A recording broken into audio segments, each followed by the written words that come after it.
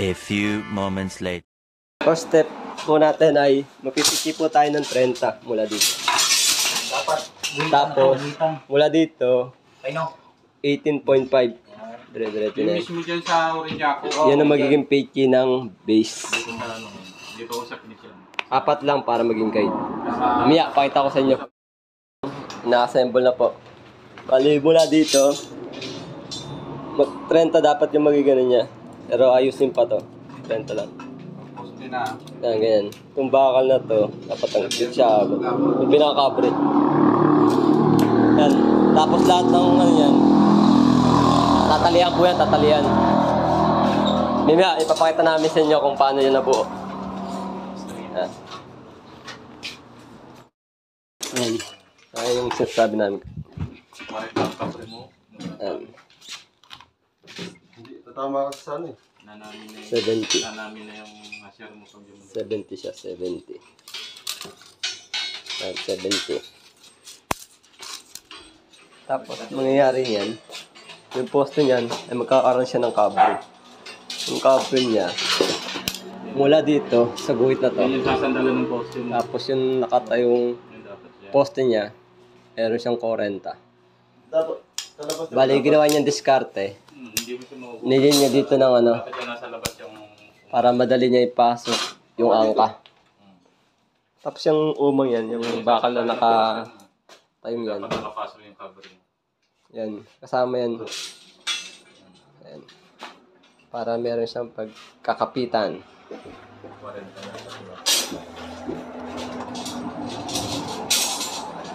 Sige, liya ulit. Bali, natayo na. Nagkaroon na siya ng guide para sa poste.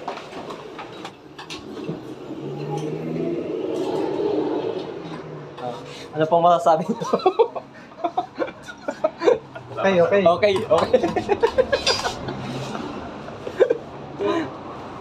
Pwede na. Pwede. Pwede na. Bali yan, nakabang na rin yung mga stirrup niya.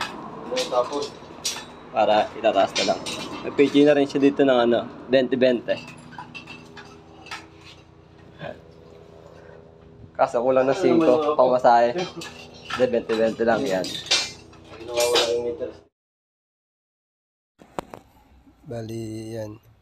Meron siyang pinaka-cover mula doon sa poste na 40.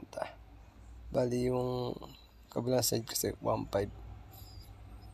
Pero yung pinaka niya ay 1.250. Then, maglagay ka ng mga bando, pitchy ng bando, 20-20. Makukuha mo yung 1.250. Yan. Tignan nyo lang.